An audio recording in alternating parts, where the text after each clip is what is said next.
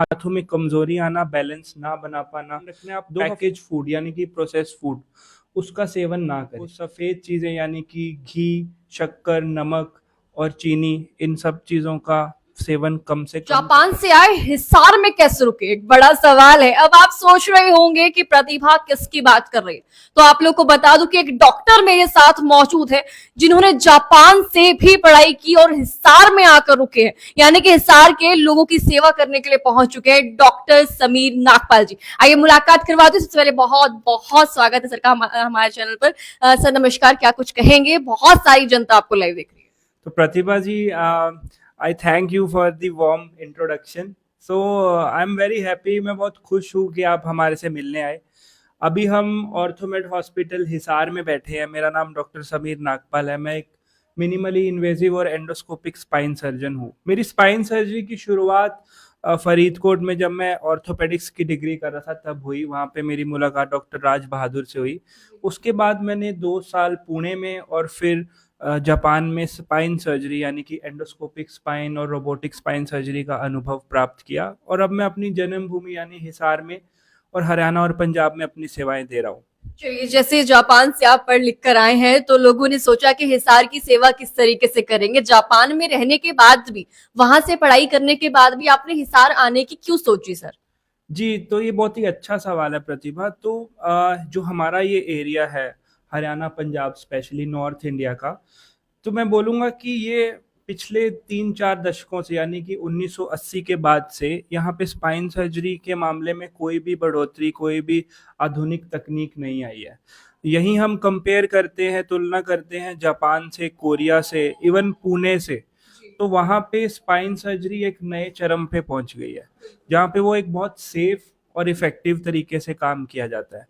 यहाँ पे चीज़ें लगभग वही थमी हुई हैं। तो मेरा मन था कि मैं अपने देश में, अपने ही स्टेट में अपनी सेवाओं का मैं आपको सेवाएं प्राप्त करें आप हमारे से। तो इसीलिए मैं अपनी जन्मभूमि यानी कि हिसार में आया हूँ। डॉक्टर समीर, हिसार में आने के बाद सबसे ज्यादा प्रॉब्लम आपको कौन सी नजर आई है जो आपके पास आकर पेशेंट्स ने बताई है?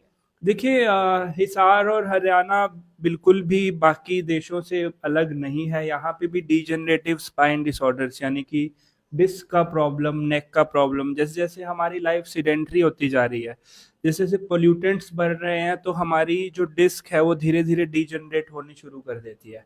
जैसे जैसे लोगों की लाइफ एक्सपेक्टेंसी बढ़ती जा रही है, तो डीजनरेटिव डिसऑर्डर्स यानी कि सर्वाइकल स्पॉन्डिलोसिस यानी कि डीजनरेटिव डिस्क डिजीज या फिर स्पॉन्डाइलोलिस्थेसिस, ये बढ़ते जा रहे हैं। और वही प्रॉब्लम हमें यहाँ पे हिसार में भी देखने को काफ़ी मिल रही है। और ऑस्टियोपोरोसिस, क्योंकि शाकाहार भोजन है हमारे हरियाणा में, तो लोगों को हड्डियों की थोड़ी सी वीकनेस और घनत्व कम होने की प्रॉब्लम ज़्यादा देखने को मिल रही है। I think so. अगर हिसार की ओनली मैं बात करती हूँ, आप किसी भी घर में जाएंगे तो सर्वाइकल नाम जरूर सुनने को मिलेगा। क्या इसका कोई इलाज ऐसा है जो परमानेंट हो सकता है? जी बिल्कुल, सर्वाइकल एक लेमन टर्म भी है, हम मेडिकल में भी इसको यूज करते हैं। सर्वाइकल यानी कि डिजनरेशन एक अम्ब्रेला टर्म है जिसके अंदर एक डिस्क से लेके मल्टी लेवल माइलोपैथी जैसे सिम्टम्स भी हो सकते हैं। आपके कितने लेवल और किस सिवेरिटी तक वो इन्वॉल्व है उसका इलाज अलग अलग है।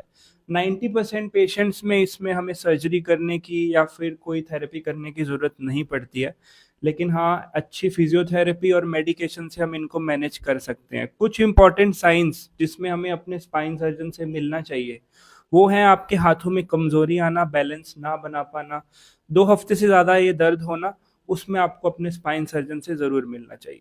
चलिए, फूड चार्ट की अगर मैं बात करूं, कौन सी ऐसी चीजें हैं जो अपने खान पान में ऐड कर लेनी चाहिए जिसके बाद बहुत ज्यादा सुधार देखने को मिल सकता है? ये बहुत ही इंपॉर्टेंट क्वेश्चन है। इसमें आपको जो ध्यान रखना है, आप पैकेज फूड यानी कि प्रोसेस फूड उसका सेवन ना करें। जैसे कि उसमें आता है चिप्स हो गया, जो आपके ट्रांस फैट से भरी हुई चीज़ें हैं। जब भी आप पैकेट खोलते हैं कोई चीज़, इसका मतलब वो प्रोसेस फूड ही होता है। आपको ग्रीन फार्म फ्रेश चीज़ें यानी कि हरी सब्जियां, घर में बना हुआ खाना, आपको सफ़ेद चीज़ें यानी कि घी, शक्कर, नमक और चीनी, इन सब चीज़ों का सेवन कम से कम करना चाहिए। और प्रोटीन्स यानी कि दाल, अनाज और साथ ही साथ अंडे का प्रयोग भी आप कर सकते हैं। इन तरह के प्रॉब्लम्स को लेकर क्या कोई मिथ भी लोगों के मन में चलता है? जी, इसमें काफ़ी मिथ्स हैं, जैसे कि अगर हम स्पाइन सर्जरी कराएँगे तो हमारे पैरों की ताकत जा सकती है। तो मैं आपको बताना चाहूँगा कि आज की जो नई तकनीक है, जो हमारी ट्रेनिंग है, हम 1500 से ज़्यादा सफल स्पाइन सर्जरी कर चुके हैं। यहाँ हिसार में भी हम काफ़ी स्पाइन सर्जरीज़ कर चुके हैं। तो हमें जो कॉम्प्लिकेशन रेट है, वो 0.1% ही देखने को मिलता है, जो कि किसी भी सर्जरी में देखने को मिल जाता है, चाहे वो एक सिज़ेरियन सेक्शन हो या एक छोटा रिमूवल हो, कोई ट्यूमर रिमूवल हो। तो आजकल स्पाइन सर्जरी किसी भी और सर्जरी की तरह कंप्लीटली सेफ है और इफेक्टिव भी है। एक सिंपल बात करें तो ये भी सुना है कि ऑर्थोमेड में अगर आएंगे तो बिना चीरा के भी आपका इलाज किया जा सकता है, सर्जरी हो सकती है। इसमें कितनी एक सच्चाई है? जी, जो हम टेक्निक अभी ऑर्थोमेड में लेके आए, यानी कि बाईपोर्टल एंडोस्कोपी टेक्निक और साथ ही साथ पेन ब्लॉक थेरेपीज, ये कुछ ऐसी टेक्निक्स हैं जो हमारे हिसार और नॉर्दर्न राजस्थान और साउदर्न पंजाब में पहली बार अवेलेबल हो रहा है। इसके अंदर हम एक टाँके में या फिर बिना टाँके के भी ऑपरेशन कर पाते हैं। पेन ब्लॉक एक काफ़ी सफल इलाज है, जहाँ पे हम सिर्फ नस के पास वो इंजेक्शन देते हैं, उसमें कोई टाँका नहीं आता।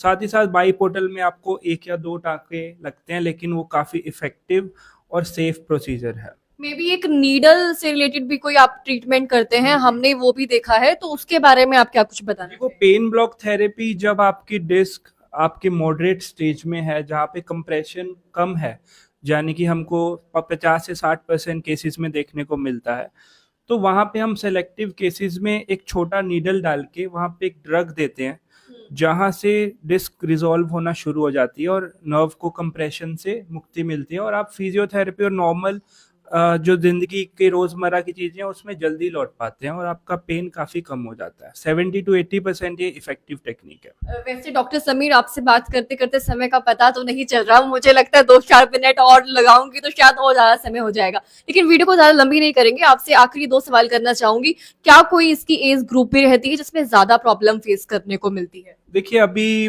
जो एज ग्रुप है वो हमें काफ़ी रेंज बड़ी देखने को मिलती है। ये हमें हाई एनर्जी स्पोर्ट्स पर्सन में भी देखने को मिलती है और ओल्डर एज में भी देखने को मिलती है, लेकिन सबसे कॉमन जो डिस्क प्रॉब्लम्स हैं वो 20 से 40 साल में देखने को मिलता है। और दूसरी तरफ जो लंबर डिजनरेटिव या सर्वाइकल डिजनरेटिव स्टेनोसिस है, यानी कि जब आप चलते हैं और पैरों में भारीपन आपको महसूस होता है, वो लगभग 40 टू 60 की एज ग्रुप में ज़्यादा देखने को मिलता है। इसके साथ ही जो पोस्ट मेनोपॉजल, जहाँ पे महीने आने बंद हो जाते हैं फीमेल्स को, उसके बाद ऑस्टियोपोरोसिस और फ्रैक्चर से जुड़ी दिक्कतें ज़्यादा देखने को मिलती हैं।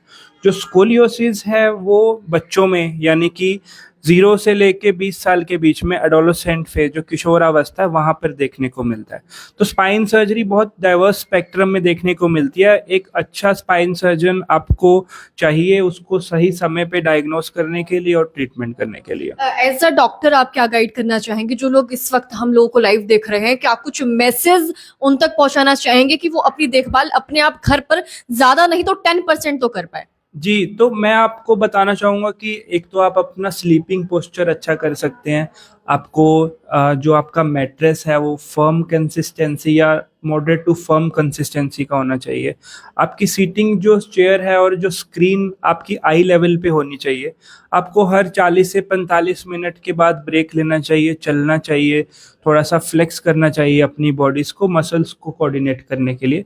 साथ ही साथ आपको जो अपनी कोर मसल्स हैं, यानी कि आगे पेट की मसल्स और पीछे पैरास्पाइनल मसल्स हैं, उनकी ट्रेनिंग के लिए स्विमिंग या साइक्लिंग डेली एक हैबिट करनी चाहिए। तो ये 3 चीज़ें, और फूड मैंने आपसे जैसे बात किया, तो आपको adulterated food, package food, processed food से दूर रहना चाहिए। चलिए, बहुत बहुत शुक्रिया सर। और ये थे हमारे साथ डॉक्टर समीर, जिनसे रही आज कुछ खास बातचीत, क्योंकि ये आए थे जापान से और हिसार की लोगों को भी सेवा दे रहे हैं।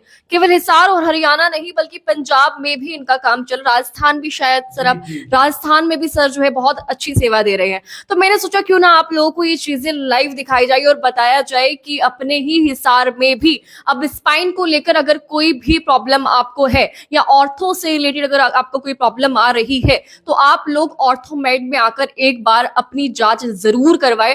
थोड़ी सी भी दिक्कत हो सकती है कि आने वाले समय में कोई बड़ी बीमारी क्रिएट कर दे, तो उससे बचने के लिए आप जल्दी से पहुंच सकते हैं ऑर्थोमेड। और ये वीडियो कैसी लगी जरूर बताइएगा और वीडियो को शेयर करना भूले। बने रहिए मेरे साथ प्रतिभा टाइम्स नाउ के साथ।